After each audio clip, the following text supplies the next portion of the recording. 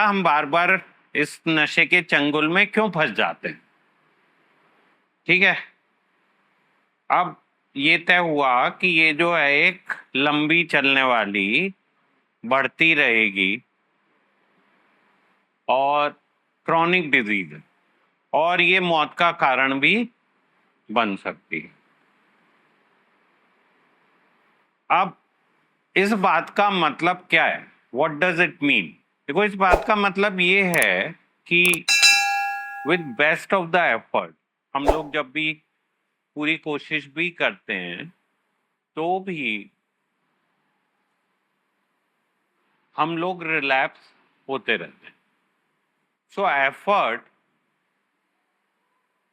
से आउटकम तो आता है, but outcome does not mean that we will not relapse. क्या प्रॉब्लम है? Outcome does not mean we will not relapse. So मैंने उस दिन भी कुछ एग्जाम्पल्स देने की कोशिश करी थी। कहीं भी रिलैप्स का मतलब ये नहीं है कि अब आप ठीक नहीं हो सकते। Are we ready to accept this कि हम रिलैप्स होंगे ही होंगे? सो आप बार बार अपने आप से प्रॉमिस कर रहे हो कि हम नहीं करेंगे, मगर unfortunately best of the effort, मैं नहीं कह रहा हूं कि आपकी इंटेंशन में गड़बड़ी है, मगर बेस्ट ऑफ द एफर्ट के बाद भी आप अपने आप को कहीं ना कहीं डिफ्रेंशिएट नहीं कर पा रहे।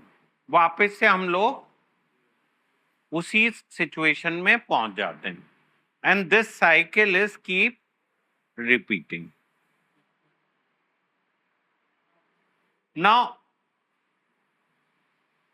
दैट मीन्स कहीं ना कहीं ये फैक्ट है that we will keep relapsing. क्या फैक्ट है?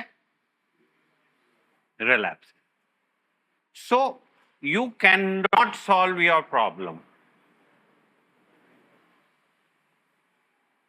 ये तुम्हारी प्रॉब्लम कभी भी सॉल्व नहीं होने वाली और हम लोग इसके प्रॉब्लम के आगे हेल्पलेस हैं एंड पावरलेस। मतलब कहीं ना कहीं बेस्ट एफर्ट के बाद भी जब हमें क्रेविंग होती है तो हम अपना आप को रोकने में असमर्थ। So maybe with some help we can do it. So क्या थॉट प्रोसेस है कि हम लोग खुद नहीं कर सकते हैं, बट हो सकता है बाहर का जना हमें गाइड करके हमारी मदद कर पाए। ये बिल्डिंग जो आपकी है रिकवरी की, आपने बनाई रिकवरी की बिल्डिंग, बट अनफॉर्चुनेटली कोई भी छोटा सा इंसिडेंस होने से पूरी बिल्डिंग ढह गई और ये होता जा रहा है। हम में से बहुत सारे लोग तो ये हिम्मत छोड़ चुके हैं और वो कहते हैं कि हम शायद कर ही नहीं पाएंगे, बट ये फैक्ट नहीं है। सो फैक्ट क्या है? फैक्ट ये है दैट इफ वी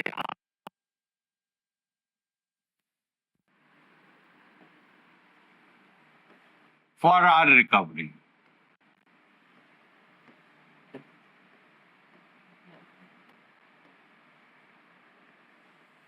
क्या करना है हमें? सो प्लान कब बनाओगे और कैसे इंप्लीमेंट होगा? सबसे पहले ये इंट्रोडक्शन जो है, अभी तक केवल एक माहौल बन रहा है, सॉल्यूशन नहीं मिल रहा है। माहौल क्यों बनाना पड़ रहा है? माहौल इसलिए बनाना पड़ रहा है कि आप लोग सब एक ऐसे चक्रव्यूह में फंसे हुए हो, ऐसी जगह पे पहुंचे हुए हो कि आप हेल्प को, मदद को लेने के लिए तैयार नहीं हो। क्यों मदद को लेने के लिए तैयार नहीं हो? मदद को लेने के लिए इसलिए तैयार नहीं है बिकॉज हमें तो लगता है कि हम खुद ही कर सकते हैं। देखो, फिर से चलते हैं।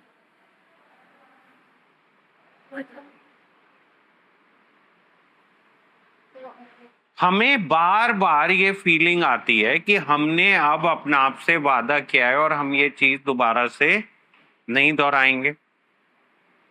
तो हम एक अजीब सी दुनिया में जी रहे हैं जिसमें हमें पता है कि हमने पास्ट में मल्टीपल टाइम, हजारों बार, लाखों बार, एन नंबर ऑफ टाइम ये वादा किया मगर हम अपना आप से वादे को निभा नहीं पाए। यार या ये चीज बार बार रिपीट हुई है तो ये हमें एक्सेप्ट करना पड़ेगा that still there is a risk, and this risk is not a minor risk. This risk is the biggest risk, and that's why we all are sitting here. भाई अगर हम में से कुछ लोग इस चीज को ओवरकम कर लेते तो हमें यहाँ आने की जरूरत ही नहीं थी, बिकॉज ये वादा तो हमने मल्टीपल टाइम अपने आप से किया कि हम इस चीज को अब नहीं रिपीट करेंगे। तो मगर हम बार बार उस चीज में चले गए। तो अब सबसे बेसिस क्या है? बेसिस ये है, लिखो, हमें अपनी वल्नरेबिलिटी को एक्सेप्ट करना पड़ेगा। इसका मतलब हम सब लोगों की ये वल्नरेबिलिटी है कि हम कभी भी उस तरफ अट्रैक्ट हो सकते हैं, कोई भी हालात ऐसा बन सकता है। और अगर हम रिकवरी के रास्ते में सही में चलना चाहते हैं तो सबसे पहले इस रिस्क को एक्सेप्ट करना हमारा फर्स्ट स्टेप है, जिसको बार बार कहा जाता है एक्सेप्टेंस करो, एक्सेप्ट करो, एक्सेप्ट करो। You are not having fun. The disease is having fun around you.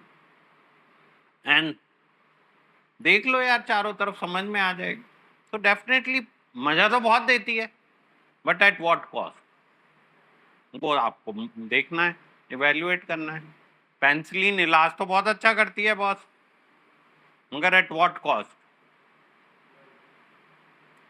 यही सोचना है कि कहीं यार इसके चक्कर में कोई एक नया ड्रामा ना हो जाए। आप लोग समझ पा रहे हो मेरी बात? तो please, it's your life. I cannot force you to do anything. You have to logically understand the impact of your disease and the consequences of that. You have all the freedom to keep trying and keep losing or keep gaining or keep enjoying. Pros and cons, you have to evaluate. आदत है, उसको illness नहीं कहते हैं। क्या कहते हैं? Habit है। सो ये एक डिजीज है, ये एक बीमारी है, and you can not overcome this. बहुत क्लियरली समझ। जैसे इसको कंपेयर किया गया डायबिटीज से, ब्लड प्रेशर से, हार्ट प्रॉब्लम से। क्लियरली कहा गया कि जैसे ये बीमारियां हैं, जैसे एक बड़ा मजेदार इंसिडेंस हुआ। एक मेरे बड़े अच्छे मित्र हैं, हेल्थ मिनिस्ट्री में सीनियर आईएएस ऑफिसर, एक नेचुरोपैथी कैंप में गए 4 दिन के लिए। उसने कहा ये डाइट खाओ, ये करो। अचानक से उनकी शुगर जो 400-500 चलती थी वो 100 से भी कम होने लगी। सारी दवाइयां बंद हो गई। थोड़े दिनों तक तो उन्होंने बड़े स्ट्रिंजेंटली फॉलो किया। जैसे हम सब लोग जब यहां से निकलते हैं तो बहुत ताकत लगा के फॉलो करते हैं। थोड़े दिनों के बाद में थक गए वो, फिर गड़बड़ होने लगी खाने पीने में, और अचानक से एक दिन पता चला कि उनकी शुगर पहले तो 200-300 ही होती थी, अब 700 हो गई।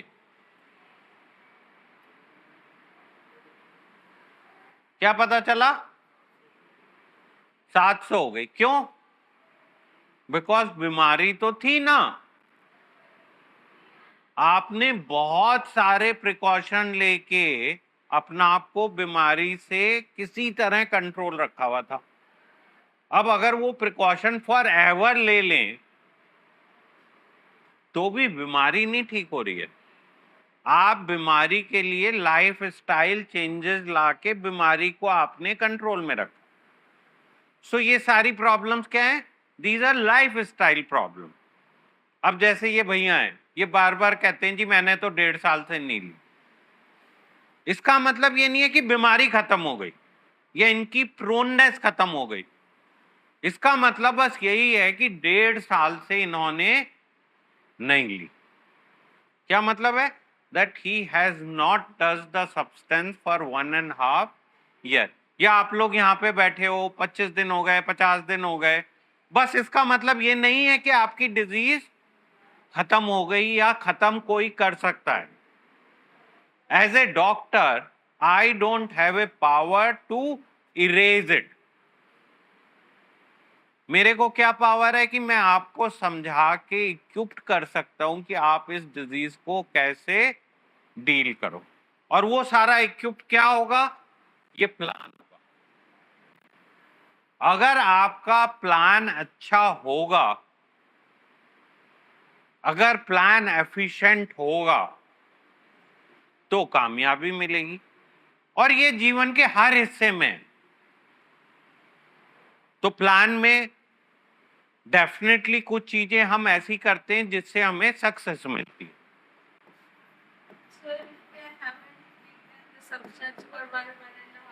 एक मिनट यार, चुप रहे. अभी अभी मैं नहीं ले रहा हूं क्वेश्चन.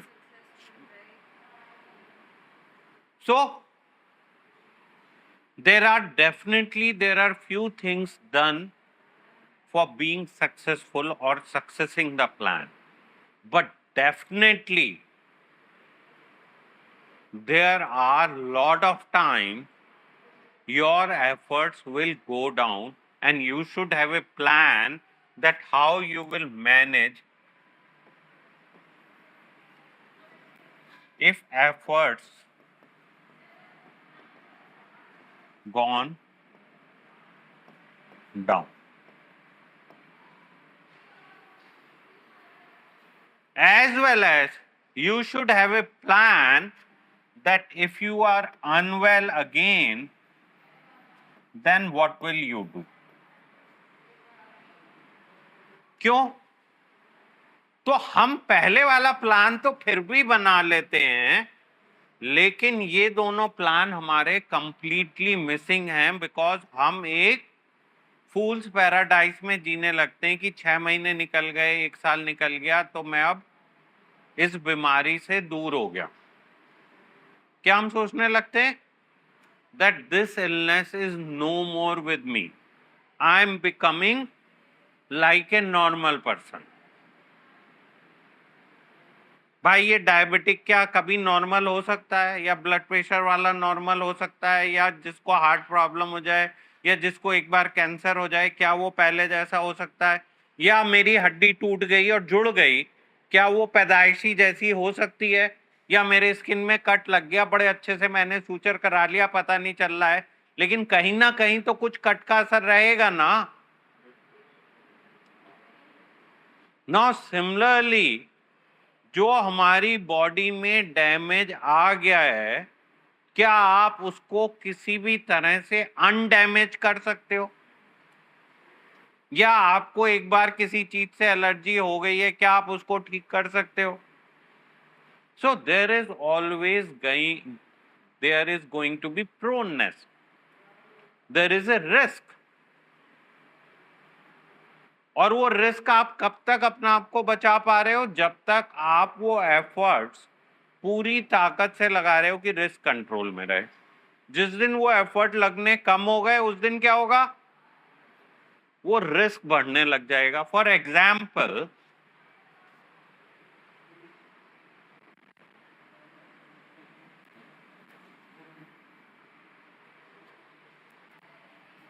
ये आपकी बीमारी है, आप तुलसी में आए और खत्म हो गई.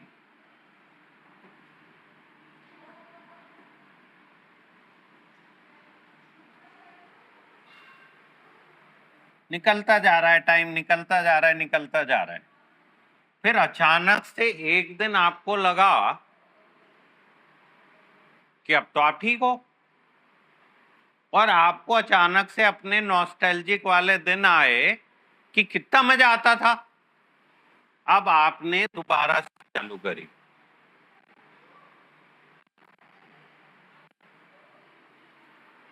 बड़ी ताकत लगा के आपने कहा अब तो मैं एक सही आदमी की तरह करूंगा. थोड़े दिन यहां तक गाड़ी रुकी, फिर कहा यार उतना मजा नहीं आ रहा जितना पहले आता था. फिर यहाँ पे पहुंचे, फिर अचानक से यहाँ पहुंच गए. जो पहले बीमारी था क्यों? बिकॉज बीमारी तो प्रोग्रेसिव है, बीमारी कम नहीं हो रही है। अब एक मजेदार स्टोरी सुनो और शायद उससे रिलेट कर पाओ। एक फैमिली में 6 लोग, 5 लोग पहले दिन से ही जब भी पैदा होश में आए उन्होंने पीना पाना चालू कर दिया और उनको पहले दिन से ही ये डायग्नोसिस बना दिया गया कि ये तो प्रॉब्लम है इनको, अल्कोहल डिपेंडेंस डिसऑर्डर, अल्कोहलिक। जो छठा था वो इन सबको लुक आफ्टर करता था और उसे हेट्रेड थी कि मैं मर जाऊंगा मगर मैं अल्कोहल तो टच ही नहीं करूंगा। बट अचानक से at the time of retirement 60 साल की उम्र में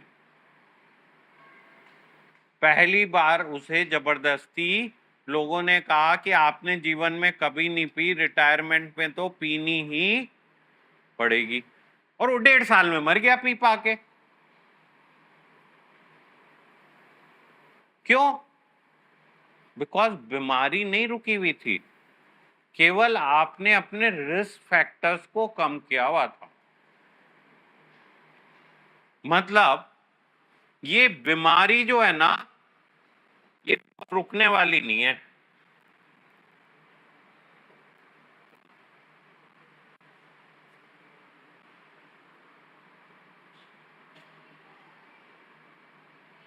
ये बीमारी तो धीमे धीमे प्रोग्रेस ही करती रहेगी।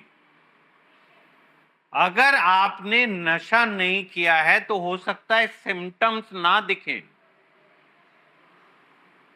But that does not mean कि इलनेस जो है उसका पाथ चेंज होने वाला है, इंपैक्ट कम होने वाला है। क्यों? क्योंकि आप नहीं पी रहे हो। फॉर एग्जाम्पल आपका लीवर खराब हो गया, सड़ गया,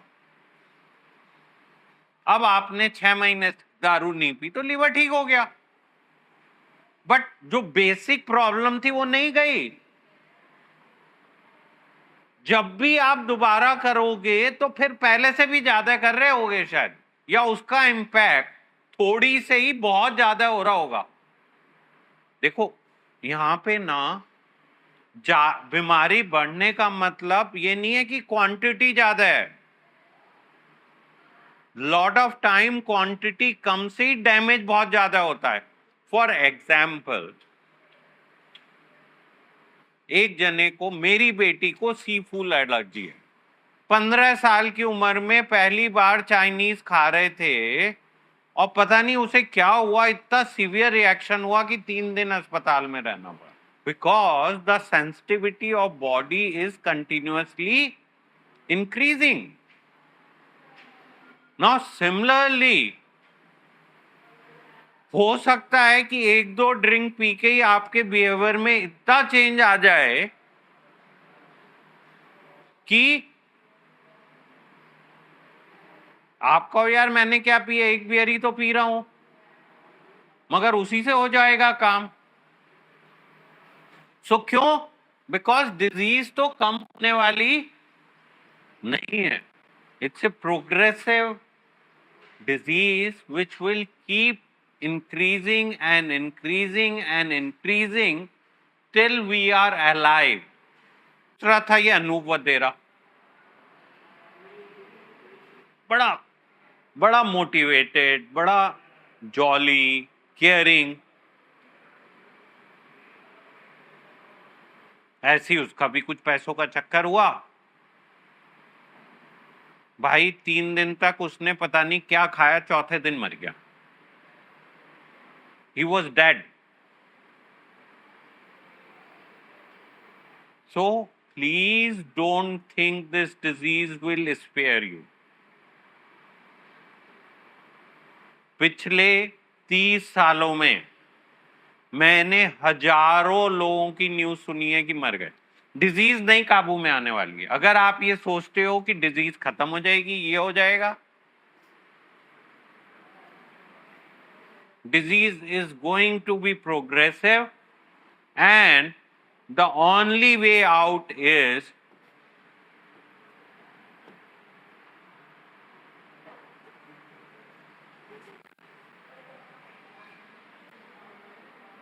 that your effort of treatment has to be more progressive than disease. यहां पे सब लोगों ने कहां पे गलती करी? एफर्ट्स में कमी आने लगी, डिजीज को फॉर ग्रांटेड लेने लगे। उन्हें ये लगने लगा कि अब मैं थोड़ा बहुत गड़बड़ कर लूंगा तो क्या हो जाएगा। गड़बड़ कैन नॉट बी सब्सटेंस, गड़बड़ कैन बी बिहेवियर, गड़बड़ can be unmanageability in the life. देखो, इस डिजीज के ना बहुत सारे रूप हैं, ये कॉम्प्लेक्स डिजीज है। जो नशा करना है वो तो मात्र एक सिम्टम है। क्या है? That is just a symptom, but the disease is complex. आज अगर आप देखो भाई, नशा तो हजारों लोग करते, मैं भी दारू पीता हूं, मुझे तो पकड़ के बंद नहीं कर रहे। अगर सभी मर रहे होते तो ये तो ऐसे रिहैब तो मतलब लाइन लगा के खुले होते, ऐसा तो नहीं है। इसका मतलब there are few who are sensitive, and sensitivity is not mere कि उनका फिजिकल मामला गड़बड़ आ गया, किसी का मेंटली गड़बड़ हो गया, किसी का लीवर खराब हो गया, किसी का बिहेवियर खराब हो गया, किसी ने बिजनेस में उल्टा सीधा काम कर दिया, किसी ने गैम्बलिंग कर ली, किसी ने एक्सीडेंट मार दिया। आप समझ रहे हो? So it's a complex. किसी ने रिलेशनशिप खराब कर दिए, किसी ने कुछ कर दिया, किसी ने कुछ कर दिया, एक नया ही ड्रामा है। हर जने का एक नया टाइप की स्टोरी है। क्यों? बिकॉज डिजीज इतनी कॉम्प्लेक्स है कि कहां पे आपको ट्रैप कर देगी, यू नेवर नो। आप लोग मेरी बात समझ पा रहे हैं? तो please don't take this disease as consuming the substance. Disease इसकी आपके जीवन में गड़बड़ी चालू कर देती है। जैसे मेरे बहुत सारे पेशेंट है, वो खाना ही ज्यादा खाने लगते हैं, ओवर ईटिंग करके बहुत मोटे हो गए। कुछ लोग मिले जो गैम्बलिंग में लग गए, कुछ लोग मिले वो जी ज्यादा ही रिलीजन में ही घुस गए, 24 घंटे रिलीजन ही चल रहा है उनका। So it can be anything, but this disease is going to come back in different form, and the only way out is that your plan should be such कि बॉस किसी तरह से, आप लोग बात समझ रहे हो? आप इस चीज को कहा गया क्रॉनिक, कि जहां आपने ये हरे को थोड़ा सा भी डाउन कर दिया ना तो लाल आगे निकल जाएगा।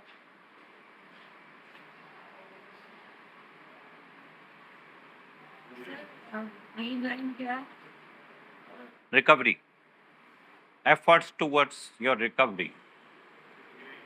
So it has to be ongoing effort, daily effort है। जैसे हम ब्रेकफास्ट करते हैं, लंच करते हैं, डिनर करते हैं, ऐसा तो नहीं होता ना 3 महीने का इकट्ठा खाना खा लेते हो, 3 महीने का पानी पी लेते हो। बस उसी तरह से हमारे को हर रोज का एफर्ट करना पड़ेगा इस रिकवरी में। और जहां हमने इसको ढील दी, वहीं ये बीमारी का एक्शन थोड़ा थोड़ा थोड़ा थोड़ा करके चालू होने लग जाएगा। The difficulty will start coming, and अचानक से जिस दिन आप पूरी तरह से उसमें डूबे हुए होंगे ना, उस दिन नहीं समझ में आएगा। उस दिन तो अचानक से हम भूल ही जाएंगे कि हम अनवेल थे। और हमारी जो दूसरी लड़ाई है ना, वो कुछ यहीं से चालू करनी पड़ेगी हमें। अगर आप ये सोचो कि ये लड़ाई पहले लड़ी है हमने, कोई बेनिफिट नहीं मिलता। You get no benefit of your past struggle into the disease, because वो डिजीज की जो रूप है ना, वो ही बदल गया होता है। फॉर एग्जाम्पल, कभी आपका डिजीज का रूप था फिजिकल एलिमेंट, मे बी अगली बार इट वाज इमोशनल, तीसरी बार बिजनेस में गड़बड़ी आ गई। अब फिजिकल प्रॉब्लम थी या नहीं थी, उससे कोई जो आपकी बिजनेस में दिक्कत आ गई वो थोड़ी ठीक हो जाएगी। ये बीमारी जीवन भर हमारे साथ में ही चलने वाली है। केवल हम अपने एफर्ट से बीमारी को एक लिमिटेड वे में कंट्रोल में कर सकते, लेकिन बीमारी तो हर समय अपना मौका ढूंढेगी आपको दोबारा से हराने का या बीमार करने का, और तब तक लड़ती रहेगी आपसे जब तक आपको खत्म ना कर दे। सो आउटकम क्या होने वाला है? फेटल। आउटकम क्या होने वाला है? कि हम मर जाएंगे। ठीक है, दे मरना does not mean physical death. बहुत सारे लोगों का काम खत्म हो जाता है, बहुत सारे लोगों का इमोशनल मेंटली डिस्टर्ब हो जाते हैं कि उनको जीवन भर ऐसे अस्पतालों में रहना पड़ता है। अगर आप इस बीमारी को कंट्रोल में रखना चाहते हैं तो आपको उससे आगे बढ़ के एफर्ट्स को कंटिन्यू रखना पड़ेगा, और उसके लिए एक प्रॉपर प्लानिंग की जरूरत है, प्रॉपर डायरेक्शन की जरूरत है। अगर आप शॉर्ट साइटेड हो के केवल आज को देखोगे तो हो सकता है कुछ समय के लिए अच्छा फील करो, बट बाद में फिर आप सेम सिचुएशन पे या वर्स्ट सिचुएशन पे पहुंच जाओगे, बिकॉज बीमारी तो प्रोग्रेसिव है, बीमारी कोई रुकी हुई नहीं है, बीमारी ने तो अपना आप को बढ़ते ही जाना है। और ये आपको अपनी लाइफ के पास्ट एक्सपीरियंस से समझ में आ जाएगा कि आपको कितना एफर्ट करना पड़ा और उसका आउटकम कितना हुआ। अब अगर आप इस बीमारी को डील करना चाहते हो, then you need to make a complete comprehensive plan that how and where all you will put your efforts to keep things in control. और अगर आपने ये प्लान नहीं बनाया तो देर आर फेयर चांसेस कि ये बीमारी आपको ज़्यादा बुरी तरह से हराएगी और आप अपनी लाइफ को हैंडल नहीं कर पाओगे। तो if you see, if you would have been not using substance, your life actually was very different.